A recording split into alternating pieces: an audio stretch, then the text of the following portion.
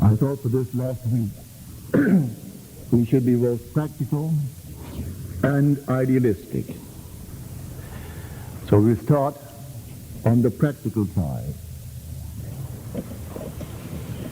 He said, "Think not that I am come to abolish the law and the prophets. I am come not to abolish the law and the prophets, but to fulfill them." Now the one speaking is now present within you. When he awakes, you will hear these words. You will find them to be your words. That one is your own wonderful human imagination. That one is God. Imagination is the basis of all there is. What is now proved to be true as far as we're concerned was once only imagined. Think of something in the world that is now to you real that wasn't first imagined. So the secret of imagining is the secret of God. And so the secret of imagining is the greatest of all problems, to the solution of which everyone should aspire. Because supreme power, supreme wisdom, supreme delight lie in the far-off solution of this mystery. I can acquaint you with it and then leave you to your choice and its risk. Because everything in the world is created by this power. He said, "I kill and I make alive. I wound and I heal. And none can deliver out of my hand. I create the light and make darkness. I create woe and I make weal. And I, even I, am he, and there is no other God beside me." That's your own wonderful human imagination. But there are secrets to this power. And you and I, by experiment, we try to discover the secret. As we discover the secret of imagining, pardon me, we are discovering the secret of God. So God and imagination, human imagination, are synonymous terms. They're interchangeable. So when we read that if we know that he hears us in whatever we ask, we know that we have obtained that which we requested of him. If we know that he hears us in whatever we ask, no restraint. Now you may sit down and commune with what you think to be another than yourself, God. But because there are billions of us in the world, and there is but one God, and this fabulous universe, you might wonder if he heard you. But you have no doubt in your mind, if you identify God with your own wonderful human imagination, that he heard you. Can you believe that your own wonderful human imagination is God? So when you sit down, as told in the 4th Psalm, commune with your own heart upon your bed and be silent. He hears you if you commune with self, but can you believe that communion with self was communion with God? Can you now assume that you are the one that you would like to be? Can you assume that one that you love is as you would like her or like him to be? Can you really believe that you're answered? I do not expect tonight that after a certain conception that the child will be born tomorrow. The vision has its own appointed hour. It ripens, it will flower. If it be long, then wait. It is sure it will not be late. A little child takes 9 months, a lamb 5 months, a chicken 21 days, an elephant, so they tell me, a year or more, a horse a year anyway, So every conception has its own appointed hour. It ripens, it will flower. If it seems to you long, then wait. It is sure. It will not be late relative to its own nature. So can I now commune and expect that my communion with self is communion with God? Can I dare to assume that I am exactly what I want to be? Can I dare to assume that I am where I want to be? Even though at the moment my reason denies it, my senses deny it. Will it work? Well, it costs you nothing. Try it. Doesn't cost 1 penny to try it. As you're told, come, buy wine, buy milk without money, without price. Come and take it. Doesn't cost you 1 penny to dare to assume that you are where you would like to be. Though at the moment, reason denies that you are. Now, I am telling you what I know from experience. When I didn't have a nickel and desired a trip that would cost me well in excess of $1,000, and I dared to assume that I was where I would like to be. And I viewed the world from that assumption. Instead of thinking of it, I thought from it. Then I thought of where physically I was. And I saw that place in my imagination 2,000 miles to the northwest of me. And I slept in that assumption. And then in a way that I did not consciously devise, I had no way of knowing how it would ever work. But in a way I did not know, it unfolded. And that assumption hardened into fact.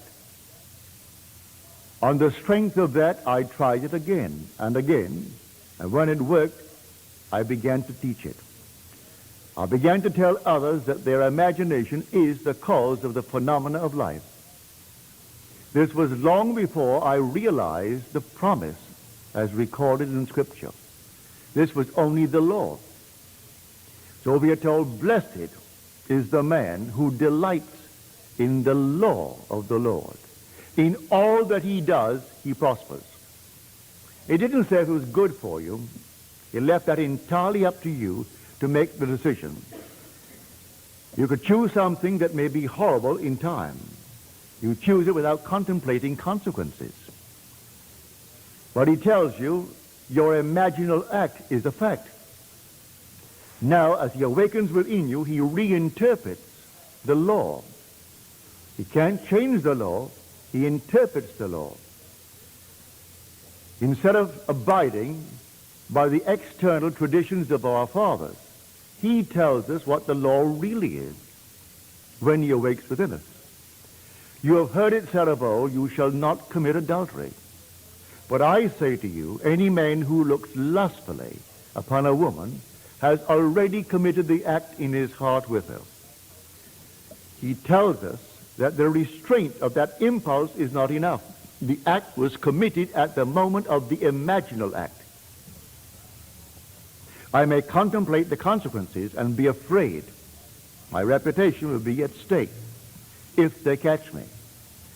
But at that very moment of the imaginal act, that was the fact. That's how he interprets the law. Well, now, no one can stop you from imagining. No one can stop you from imagining that you are secure. But you may say, I have no one in this world to whom I could turn, who could leave me a penny, and I have no money. I am beyond the age where they would employ me, and you could give yourself 1,000 reasons why it could not be. He's not asking for any reasons. Can you imagine? Well, who can stop you from imagining? That's all that concerns the awakened man within you. Can I dare imagine that I am what I want to be? Well, I can. I've done it a number of times. I've done it successfully for many that I love dearly, many that I do not know. I have failed often too, but the failure is in me. It is not in the law. Imagination plus faith is the stuff out of which we make the world. We are told all things were made in this manner. He calls a thing that is not seen as though it were seen, and the unseen becomes seen. And when I come to him, I must believe that he exists and that he rewards those who believe in him. I must have faith in the imaginal act. If tonight I can stand here and simply quietly imagine a state and really believe that I am in communion with God when I did that, and that my imaginal act is God's act. It's not something other than God. And go unconcerned as to the results. The results will follow me. For that imaginal act was causal at the moment that I did it. The effect, when it appears, I may try to trace the effect to some physical cause and give all credit to a physical cause. I tell you, every physical effect has an imaginal cause and not a physical cause. A physical cause only seems. It is the delusion of our fading memory. We do not remember when we imagined it. In this audience tonight, and he may not even remember when he did it, is my dentist. And I went to him in great need of a lot of work, for I had had dentistry all over this country and in London and in Barbados, and all was horrible. I was always on the move. I was in the theater, getting tongue for a week. What could they do when I needed such work? They patched me up.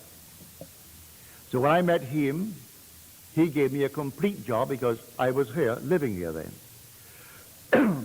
When one day a tooth gave way, which was an anchor tooth, he said to me quite innocently, whether he remembers or not, when I saw your mouth and did this, I said to myself, this tooth will last 13 years. It was 13 years. Had he only said 25, but he didn't think I would live that long. So 13 years, out came that anchor tooth, and therefore complete restructure of my entire mouth. He set it in motion. Whether he remembers or not, he said, this is going to last 13 years. He didn't tell me, didn't have to tell me. That was his imaginal act. I was only the victim of his creative power. Now I'm telling you, don't take anything lightly. You are creating morning, noon, and night. Your imaginal acts are God's acts, because your imagination is God, and there is no other God. God actually became as we are, became man, that man may become God. And he set up within himself, in man, a series of events which he will now unfold within man, which the one in whom he unfolds it will know he is God. He calls it giving glory unto man.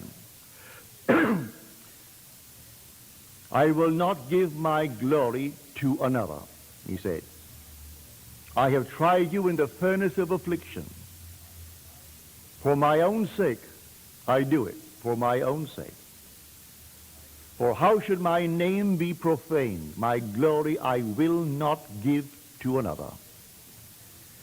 God's glory is God, as told us in the 33rd chapter of the book of Exodus. I will make my glory to pass before you, and I will cover you. And when I have passed by, so my glory is equated with the I of God. So his name is I am. He cannot give his glory, which is himself, to another. So in becoming man, he puts man through the furnaces. But then read the story carefully. He took upon himself all of my infirmities and bore my diseases. Who else suffers? But I will say, when I suffer, well, that's God. But I'm feeling it.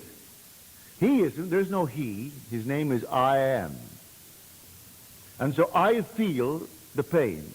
I feel the infirmities. I feel the diseases. That's God. So the fool says in his heart, there is no God, nor Son of God, that thou, O human imagination, art all a delusion. But I know thee, O Lord, when thou arisest upon my weary eyes, even in this dungeon and this iron mill. Thou also sufferest with me, although I behold thee not. I do not behold imagination as I behold you, an object in space. I am the reality that is named imagination, but I cannot actually see it as an object in space. I see the results of my imagining, but not the being imagining, for God is invisible. Then the voice replies, fear not.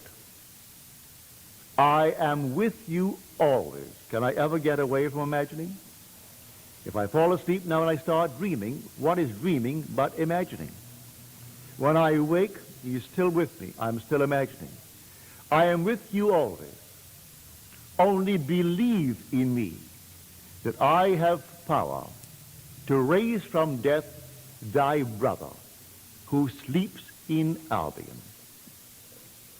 This comes now to the promise that he made all of us.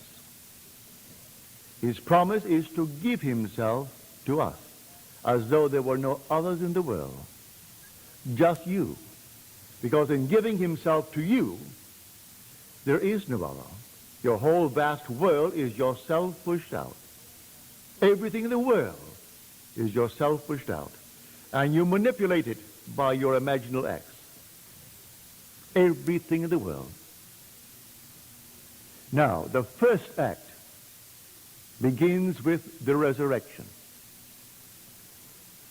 It's not outside of you, in spite of what you've been taught. The day will come, you will rise within yourself.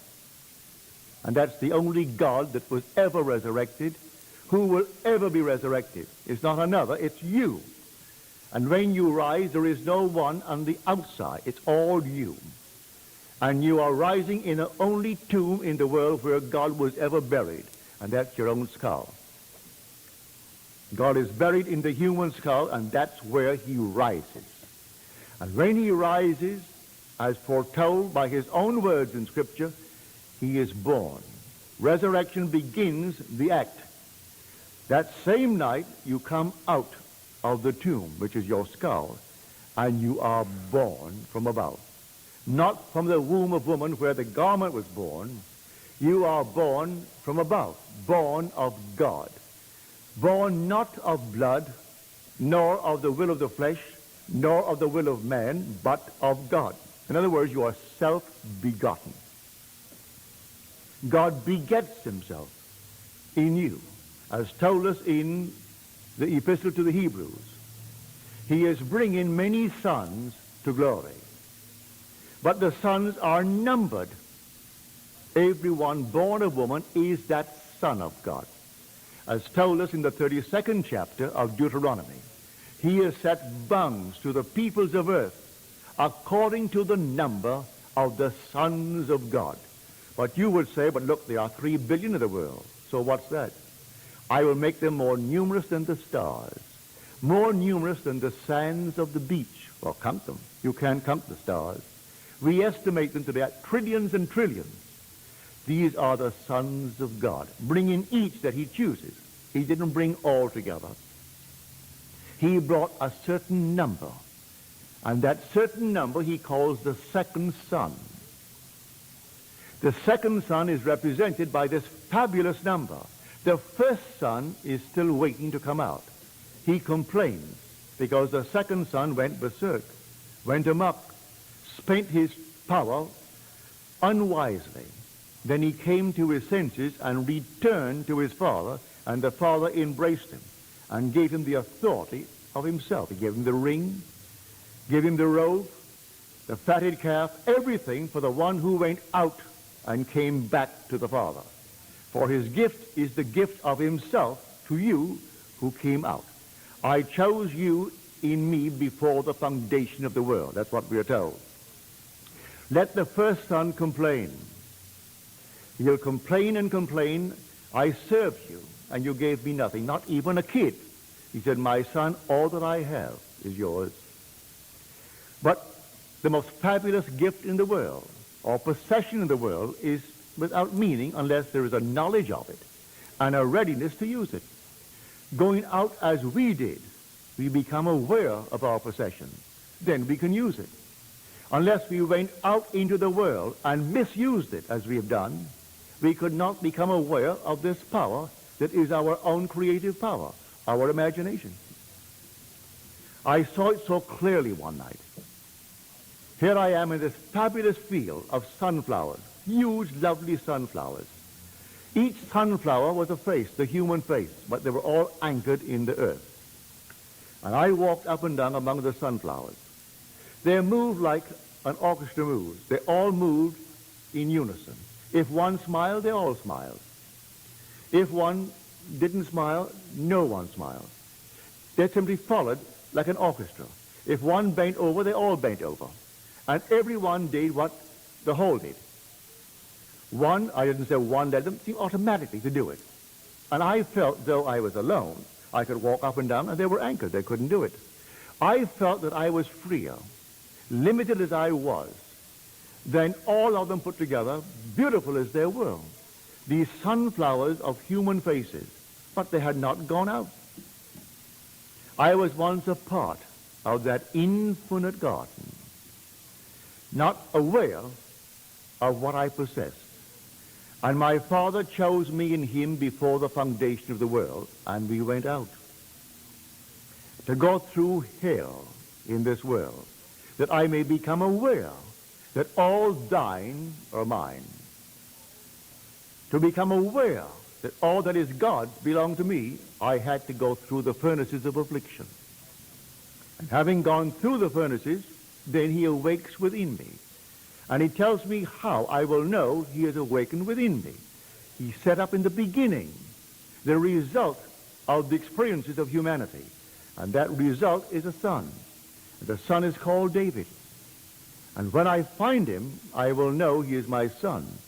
And I will know the 89th Psalm. I have found David. He has cried unto me, thou art my son, my father, my God, and the rock of my salvation. Well, I found him, and he cried these words to me. And I knew exactly who he was, and I knew then who I am. Until then, I did not know I was one with God. He is God's son, God's only son. Now he's my son. I tell you, you're going to find him, and he will be your son. And because he is my son, you and I are one. How can he be your son?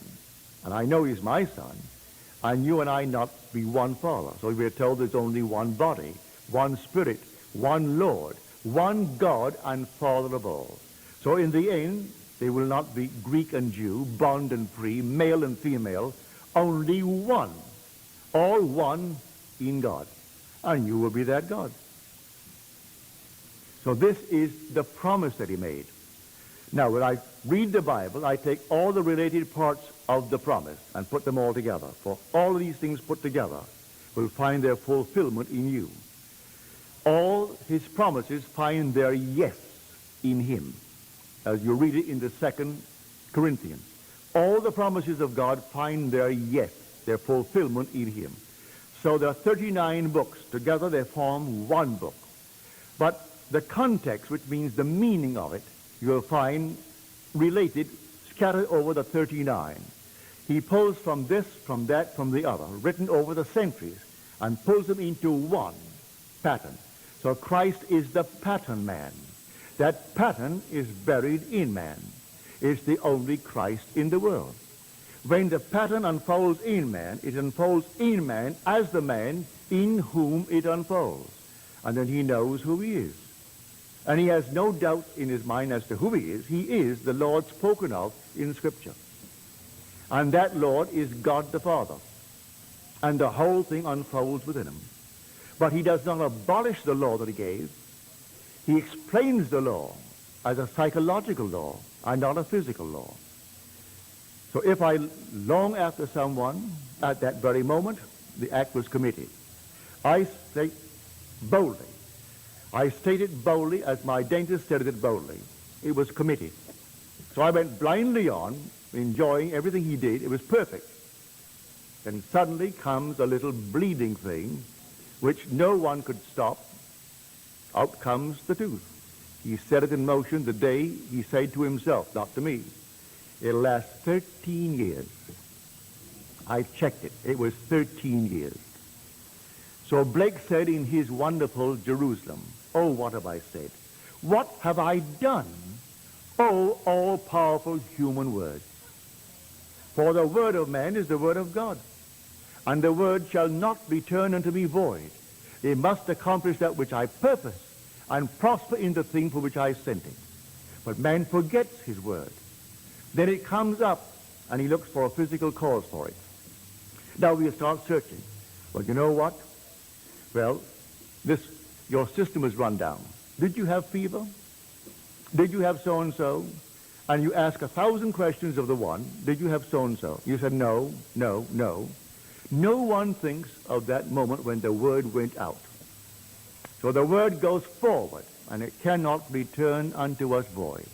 It must accomplish that which I purpose and prosper in the thing for which I sent it.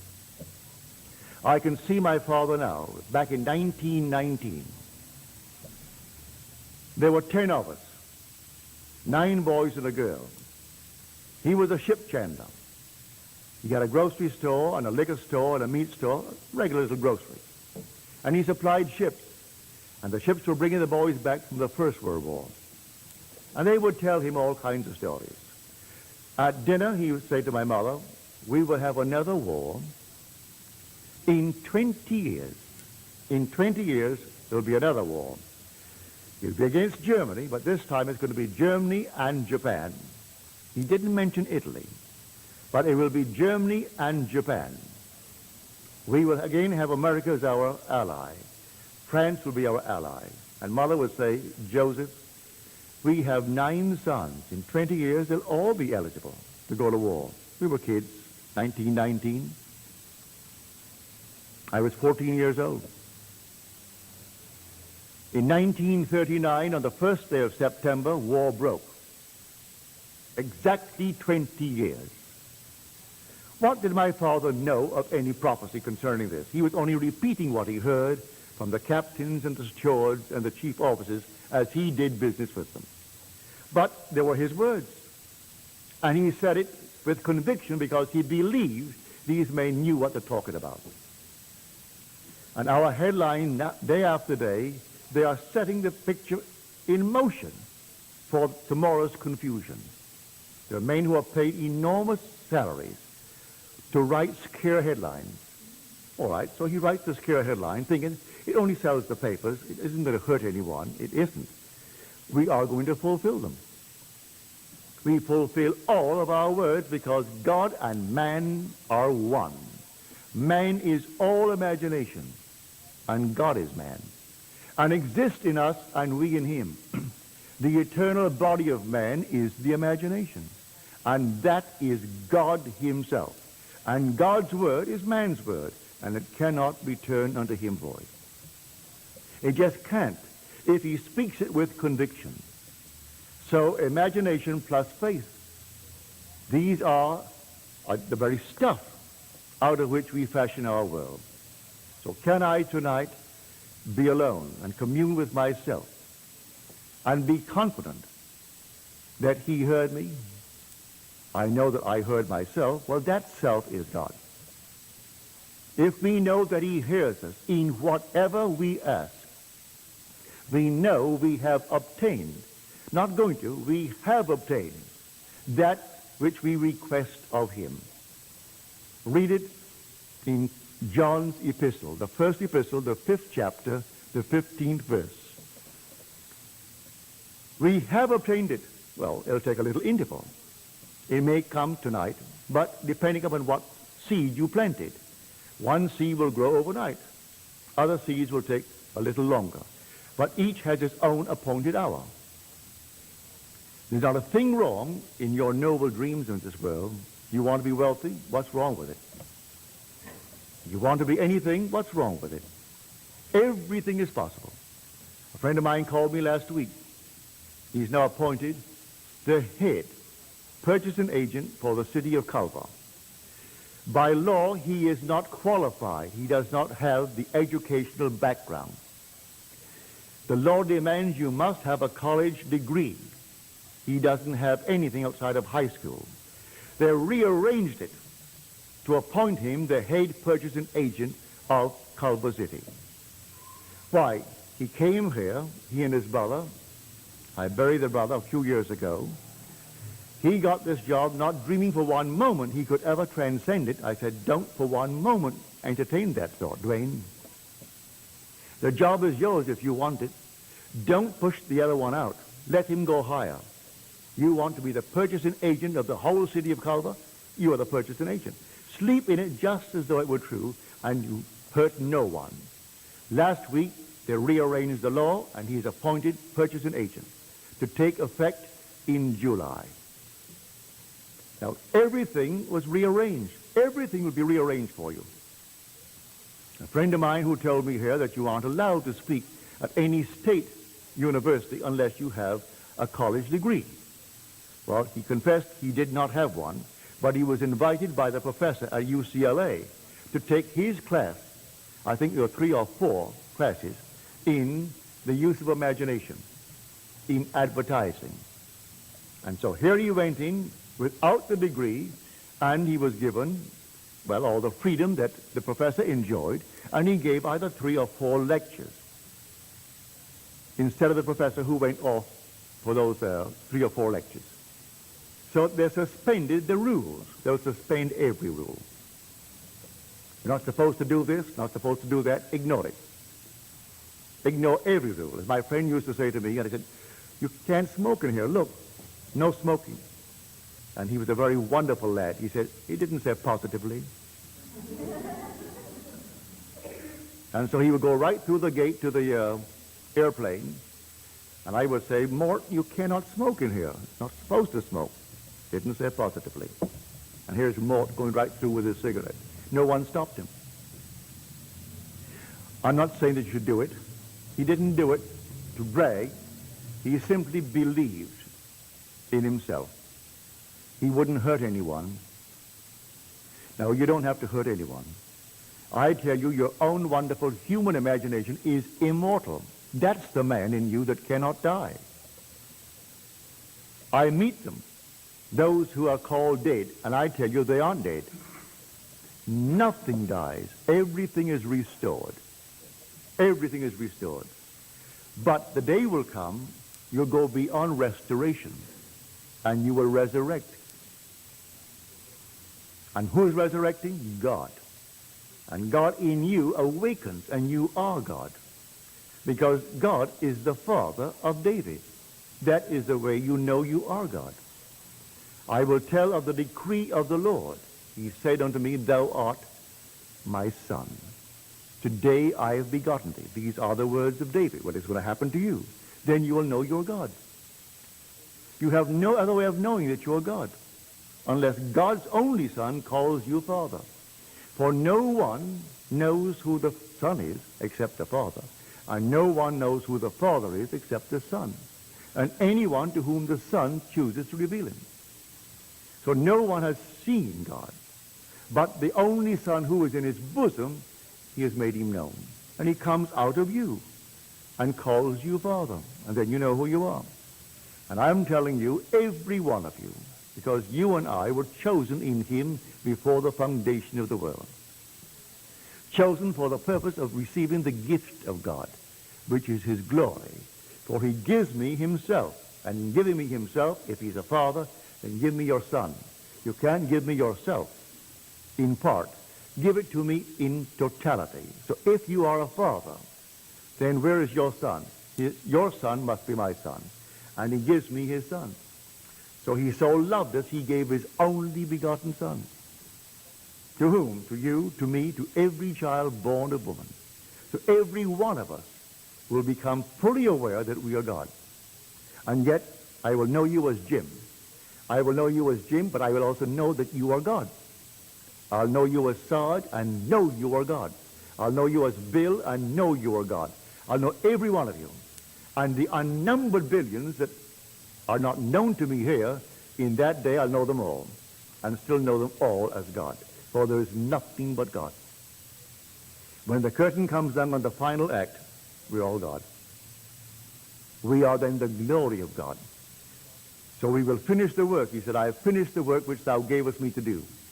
Now, glorify thou me with thine own self, with the glory that I had with thee before that the world was.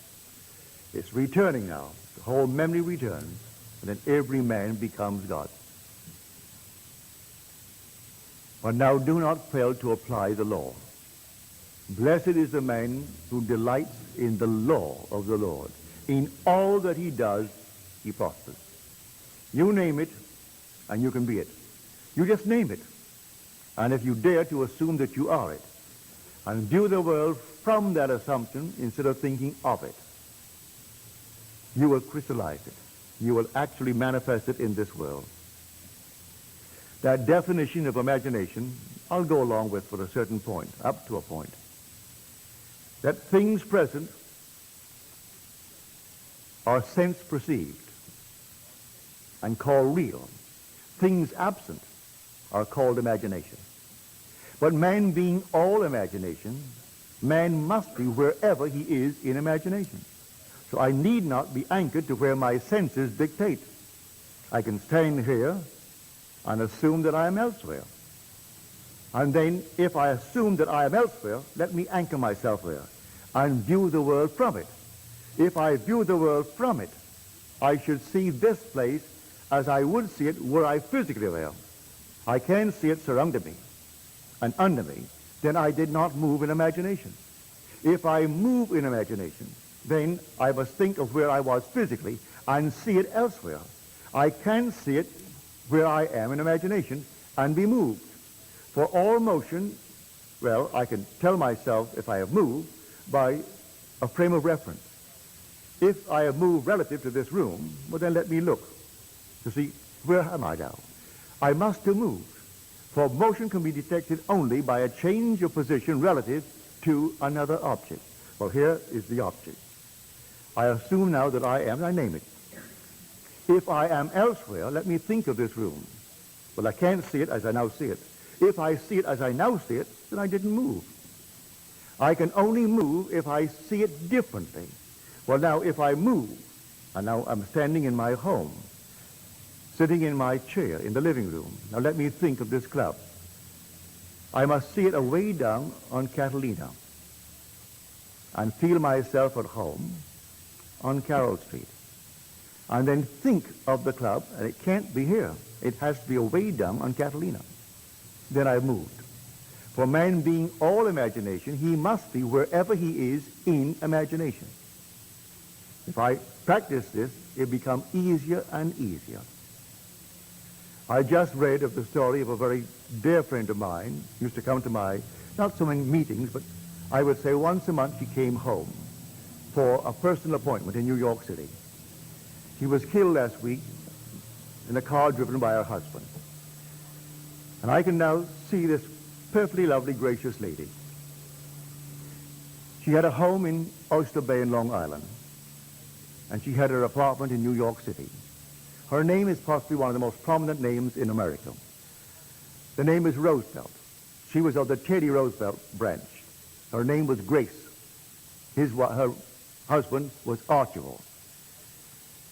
Teddy was governor of New York. He was vice president of our country. He was president of our country. A very powerful, wonderful leader. He did not leave, as so many presidents leave, a fortune. He didn't go in there to make a fortune. He went in there to lead the country.